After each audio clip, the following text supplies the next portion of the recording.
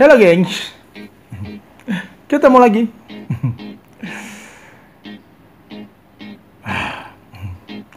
Aku walaupun udah mandi geng, atau belum mandi sama aja kayaknya ya.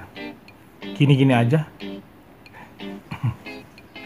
Hari ini geng kita akan membahas tentang sebuah perkara. Perkara halus ke halus. Apakah tuyul? Bukan. Perkara halus ke halus itu yang maksud aku gitu, ini loh geng. Dengan cara halus, dengan niat mendekatan, dan akhirnya dia pun berasa sedih dan menangis. Dan akhirnya dia pun mampu untuk membuat orang percaya dan terperdaya. Manusia seperti ini geng, aduh, bikin emosi. Terkadang sih kalau kita ngerti, kalau kita paham, dan kalau kita sadar, bikin kita ngek gitu, bikin kita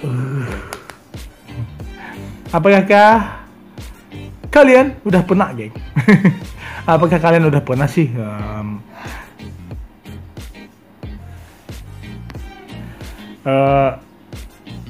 menemukannya, ataukah mungkin itu adalah diri kamu sendiri yang pernah melakukannya? Yang penting geng, kalau bisa sih kamu jangan melakukan hal kayak gini, ataupun kita yang menjadi mangsa pun wajib kita untuk bersabar, dan kita tidak akan pernah untuk mengulangin lagi, dan patut kita untuk menjauhin dia. Karena ini kan sesuatu hal yang membuat kita emosi, dan sesuatu hal yang membuat kita bakalan nyinyir, dan sesuatu hal yang bakal membuat kita malas untuk berteman dengan dia, ya kan? Ini geng yang terjadi. Makanya kamu mungkin akan pernah menemukan, atau mungkin itu adalah diri kamu sendiri. Kamu menemukannya seperti ini. Karena aku juga pernah menemukan sih, orangnya tipe-tipenya begini loh. Mungkin ini patut ku sebut sebagai apa ya? Dia itu meminta-minta, dia itu kenal dengan aku. Kemudian tiba-tiba aja dia curhat. Curhatnya ini tentang kesedihan. Kesedihannya itu bukan kesedihan ditinggal pacar, geng. Tapi kesedihannya itu dia bilang, aku itu anaknya broken home. Aku itu ditinggal orang tua. Aku itu tidak sayang orang tua, dan aku tuh gak punya uang. Dan aku gak pernah dikasih uang yang lebih. Bahkan aku tidak pernah dikasih makan. Itu dia bilang kan, curhatannya itu panjang dan panjang banget. Semua curhatan dia itu berulang berkali-kali, dan bahkan tidak puasanya dia mengatakan kalau dia adalah anak yang terbuang. Dan ujung-ujungnya apa geng? Kita yang mendengarkan, yang kita curhat, yang kita mendengarkan tentang curhatan dia tadi, aku yang mendengarkan itu, aku pun tiba-tiba aku menjadi iba. Dan aku, ternyata dia nggak punya uang, ternyata dia begini-begini ya, kasih ya. Kan, dia udah tersenyum. Oh, berhasil, dia bilang. Aku berhasil menipu dia. Aku berhasil dengan air mata ini. Nah, ini dia yang aku bilang, air mata buaya kan.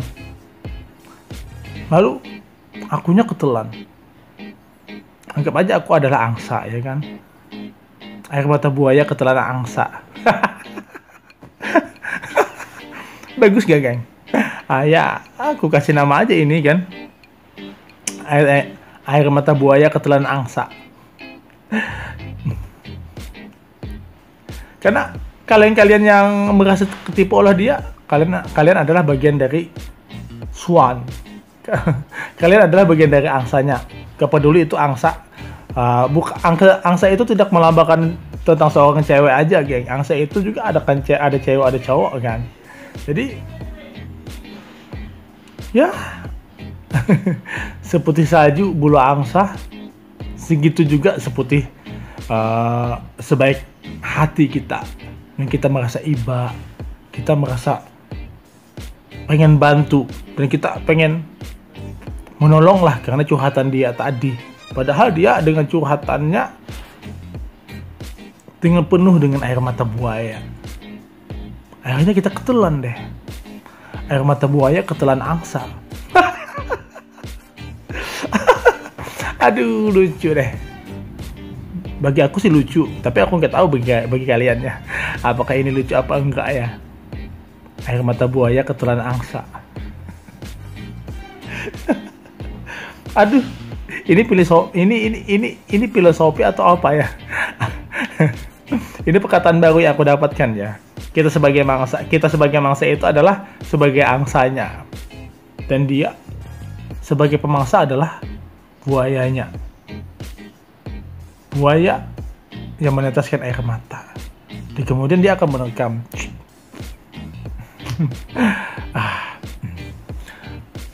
Kalau bisa sih kalian yang punya sifat seperti ini, kalau bisa sih ya, usahlah, berpikirlah bahwa kalau kalian bilang pengen pinjam ya bilang aja kalian pinjam gitu kan, pinjam dengan cara kalian tanpa harus dengan air mata buaya yang menceritakan aku selalu dipukulin orang tua aku, dan aku tuh tinggal sama om aku dan aku tidak pernah dikasih uang loh, dan padahal omku itu tinggalnya di rumah ayah aku dan itu rumah aku, dia bilang gitu kan.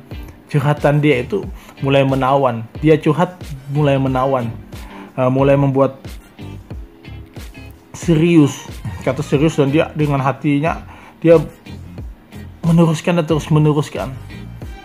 Itu pernah juga sih terjadi sama aku mengalaminya ya. Dia itu curhat begini, uang sakuku diambil kakakku terus sih, dan ayahku malah membiarkan aku. Gimana ya, dia bilang.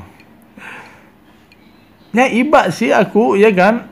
Dan ternyata akhirnya setelah keibaan itu aku kasih dia uang. Ini uang kamu buat jajan gantian ininya. Gantian yang anggap aja aku ngasih kamu sebagai kamu kehilangan uang kamu, gue bilang kan. Yang selalu diambil oleh kakak kamu. Dia seneng. Dan besoknya apa yang terjadi? Dia lakukan lagi dengan hal yang membuat kita tersentuh lagi. Itulah geng, di hatinya ada air mata buaya, dan di hatiku ada bulu-bulu angsa. Dan akhirnya air mata buaya itu jatuh,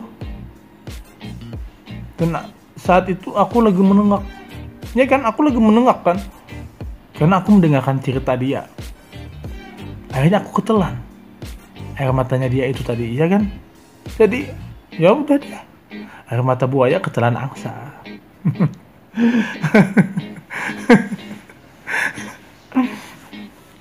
Ini kata-kata yang aku dapatkan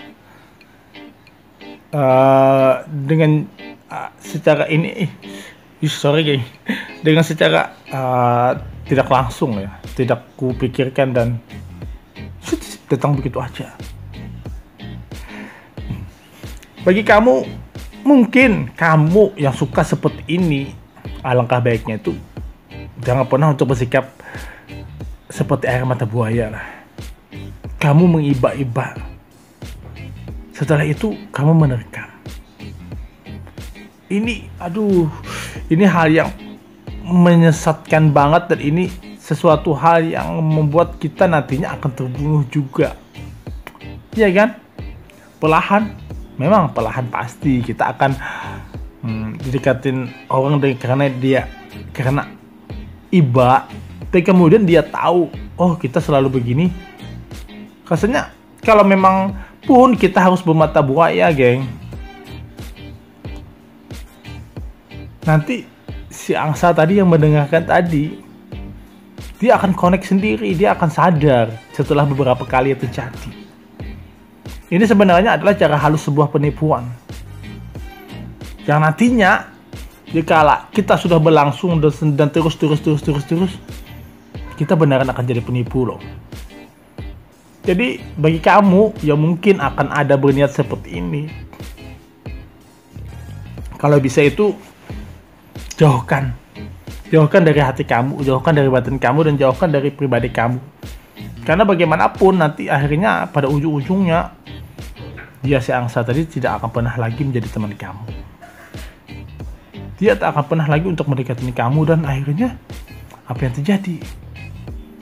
Kamu akan sendirian seperti buaya yang berjemur menunggu mangsa. Ini lelah dan melelahkan loh, geng. Lebih baik itu kan lebih baik kita menjadi orang yang baik saja, kita jujur saja. Aku nggak punya uang loh, begini. Ya udah, setelah itu terserah orang mau ngasih apa enggak, ya kan? Lebih baik kita jujur. Jujur itu lebih bagus daripada kita harus menjadi air mata buaya. Kasihan kan, ketelan si angsa. Air mata buaya ketelan angsa. Aduh, nasib. Kasihan loh, geng, dia. Jadi kalau bisa sih cegah dirimu untuk menjadi air mata buaya. Dan kita yang bersifat angsa juga perlu hati-hati. Tapi bagaimanapun selalu saja kita akan merasa iba itu akan datang lebih dulu, dan kita paham dan mengerti baru beberapa kali kemudian. Begitulah. Jadi di sini bagi kamu yang mungkin berperan sebagai angsanya di sini, kamu harus siap dengan mental, dan kamu harus menaburkan 1000 kebaikan dan meninggikan kesabaran. Karena dengan begini kamu tidak akan pernah untuk sakit hati. Jadi kamu ikhlaskan saja. Yang penting kamu udah tahu dia bermata air buaya, dia berair mata buaya, kamu udah tahu. Jadi tinggal kamunya aja lagi untuk bisa menghindari nih, ya kan. So geng, inilah yang namanya air mata buaya ketelan angsa. Ya udah geng, thank you yang udah nonton ya, dan thank you.